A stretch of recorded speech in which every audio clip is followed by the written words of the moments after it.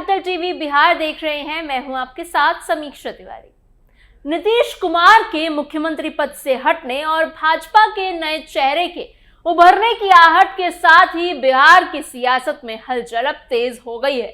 करीब 3 महीने तक खामोश रहने वाले आरजेडी नेता तेजस्वी यादव अब अचानक से एक्टिव मोड में नजर आ रहे हैं। उनकी बयानबाजी में धार भी है और उनकी रणनीति में बदलाव के संकेत भी। अब वो सिर्फ सरकार पर सवाल नहीं उठा रहे हैं, बल्कि जमीनी स्तर पर सामाजिक समीकरण साधने की कोशिश भी कर रहे हैं। क्या ये सक्रियता सिर्फ राजनीतिक दबाव बनाने के लिए कोशिश है या फिर 2030 की तैयारी का बड़ा संकेत है? क्या तेजस्वी यादव अपनी राजनीति का दायरा बढ़ाकर नए वोट बैंक को साधने में सफल होंगे? इन तमाम सवालों के बीच बिहार की राजनीति एक नए मोड़ पर खड़ी हो चुकी है, जहां हर कदम आने वाले समीकरण तय करेगा। आज की स्पेशल स्टोरी में हम आपको बताएंगे कि नीतीश कुमार के जाने के बाद तेजस्वी यादव की नई रणनीति और बिहार की बदलती सियासत की पूरी कहानी कैसी होने वाली है। एमवाई समीकरण पर तेजस्वी का फोकस। तेजस्वी फिर एक्टिव मोड में, दलित वोट बैंक में सेंध की कोशिश। नीतीश कुमार के मुख्यमंत्री पद से हटने की घोषणा के बाद बिहार की राजनीति में जो हलचल शुरू हुई है, उसने विपक्ष को भी नई ऊर्जा दे दी है, खासकर राष्ट्रीय जनता दल के नेता तेजस्वी यादव को, जो पिछले कुछ महीनों से अपेक्षाकृत शांत नजर आ रहे थे, अब अचानक पूरी तरह से सक्रिय हो गए हैं। उनकी सक्रियता केवल बयानबाजी तक सीमित नहीं रही है, बल्कि वो जमीन पर उतरकर सामाजिक और राजनीतिक समीकरणों को साधने की कोशिश भी करते दिख रहे हैं। ये साफ दिख रहा है कि वो आने वाले समय के लिए अपनी राजनीति को नए सिरे से गढ़ने में लगे हुए हैं। सबसे पहले अगर उनके हालिया कदमों को देखें तो उन्होंने अपने सबसे मजबूत माने जाने वाले एमवाई यानी मुस्लिम यादव समीकरण को फिर से मजबूती देने की कोशिश की है। 5 मार्च को जैसे ही नीतीश कुमार ने मुख्यमंत्री पद छोड़ने का ऐलान किया, उसके बाद तेजस्वी ने तेजी से इस दिशा में काम करना शुरू कर दिया। राज्यसभा चुनाव के बहाने उन्होंने एआईएमआईएम के नेताओं से संपर्क साधा। 14 मार्च को उन्होंने बिहार एआईएमआईएम के प्रमुख अख्तरुल इमान को मिलने के लिए बुलाया और उनसे समर्थन की बात की। इसके अगले ही दिन वो उनकी दावते इफ्तार में भी शामिल हुए। यह सिर्फ एक औपचारिक मुलाकात नहीं थी, बल्कि इसके जरिए मुस्लिम समाज को ये संदेश देने की कोशिश थी कि जरूरत पड़ने पर विपक्ष एकजुट होकर खड़ा हो सकता है। इसके साथ ही उन्होंने यादव वोटरों को भी एक भावनात्मक संदेश देने की कोशिश की। 7 अप्रैल को वो नवादा गए और वहां पुराने साथी राज बल्लभ यादव से मिले, जिनके बेटे का हाल ही में निधन हुआ था। ये मुलाकात केवल शोक जताने तक सीमित नहीं रही, बल्कि इसके जरिए उन्होंने ये दिखाया कि राजनीति से ऊपर भी रिश्ते होते हैं और वो अपने लोगों के साथ हर परिस्थिति में खड़े रहते हैं। इससे यादव समाज के बीच एक भरोसे का संदेश गया और सत्ता में रहे या बाहर उनका जुड़ाव बना रहेगा।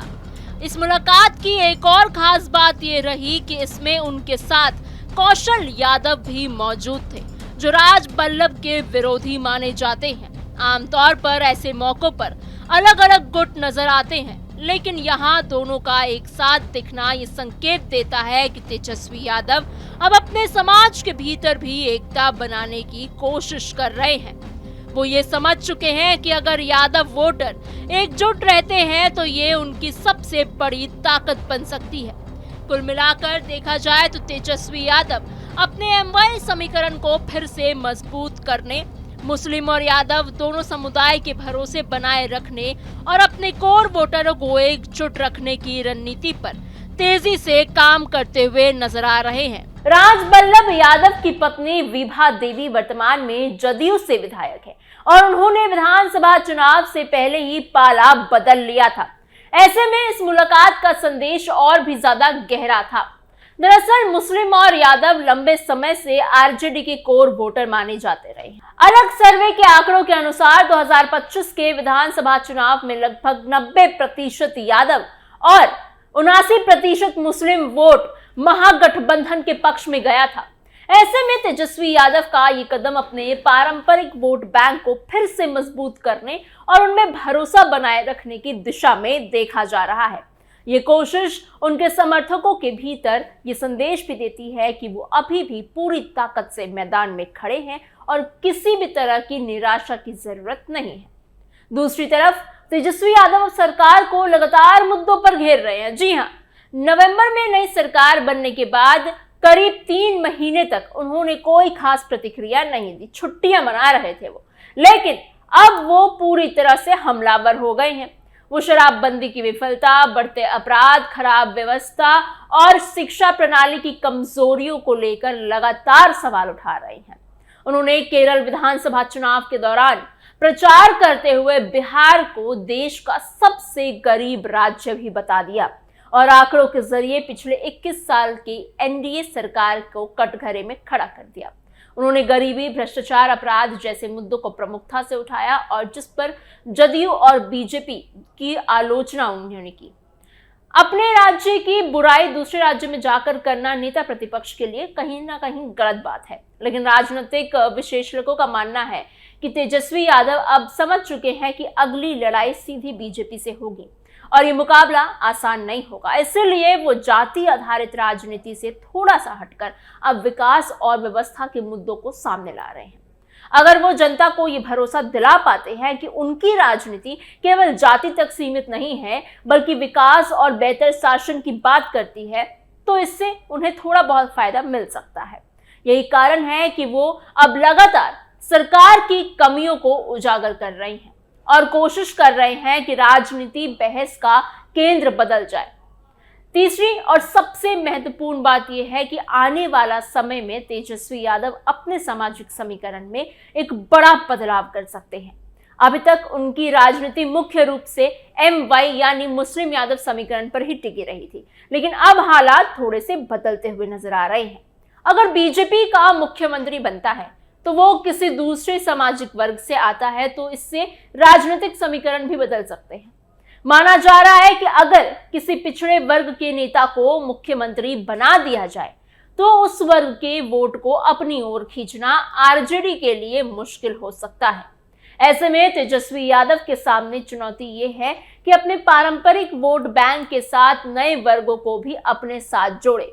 इसमें सबसे बड़ा वर्ग अति पिछड़ा वर्ग है यानी EBC का, जिसकी आबादी करीब 36% से ज्यादा है। ये वो वर्ग है जो लंबे समय से नीतीश कुमार का मजबूत समर्थन करता रहा है, लेकिन अगर नीतीश सक्रिय राजनीति से दूर होते हैं या उनका प्रभाव थोड़ा सा भी कम होता है तो इस वर्ग में सेंधमारी की संभावना बहुत बढ़ जाती है। तेजस्वी यादव इस वर्ग को अपनी ओर आकर्षित करने की कोशिश कर सकते हैं और शायद वो अब कोशिश कर भी रहे हैं, खासकर इसलिए क्योंकि ये वर्ग कभी लालू यादव के साथ भी मजबूती से जुड़ा रहा था। दलित वोट बैंक पर नजर, क्या सत्ता तक पहुंचेगा ये प्लान? मौके की तलाश में विपक्ष।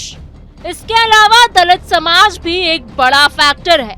राज्य में दलितों की आबादी करीब 20% के आसपास है। अभी इस समाज का बड़ा हिस्सा एनडीए के साथ है, लेकिन इसमें भी विभाजन है। कुछ जातियां एक तरफ है तो कुछ दूसरी तरफ। अगर विपक्ष इस वर्ग पर गंभीरता से काम करता है तो उन्हें बेहतर प्रतिनिधित्व देने का भरोसा दिलाता है तो इसमें बदलाव संभव है। पिछले चुनाव में भी इस वर्ग का एक हिस्सा महागठबंधन की तरफ झुका था, जो संकेत देता है कि यहाँ संभावनाएं मौजूद है। स्वर्ण वोटरों की बात करें तो ये वर्ग पारंपरिक रूप से एनडीए का समर्थन करता रहा है, लेकिन हाल के समय में कुछ क्षेत्रों में नाराजगी की बातें भी सामने आई हैं। अगर ये नाराजगी बढ़ती है और सही तरीके से राजनीतिक रूप के साथ इसे साधा जाता है तो इसका फायदा विपक्ष को कहीं ना कहीं मिल सकता है। तेजस्वी यादव क्षेत्र के हिसाब से अलग अलग रणनीति बनाकर इस वर्ग में अपनी पकड़ मजबूत करने की कोशिश कर सकते हैं। कुल मिलाकर देखा जाए तो तेजस्वी यादव इस समय एक साथ कई स्तरों पर काम कर रहे हैं। वो अपने पुराने वोट बैंक को मजबूत करने के साथ साथ नए सामाजिक समीकरण बनाने की कोशिश कर रहे हैं। वो सरकार को मुद्दों पर घेर कर राजनीतिक माहौल को अपने पक्ष में करने की कोशिश कर रहे हैं। साथ ही वो ये भी समझ रहे हैं कि केवल पारंपरिक राजनीति के भरोसे सत्ता तक नहीं पहुंचना आसान होगा।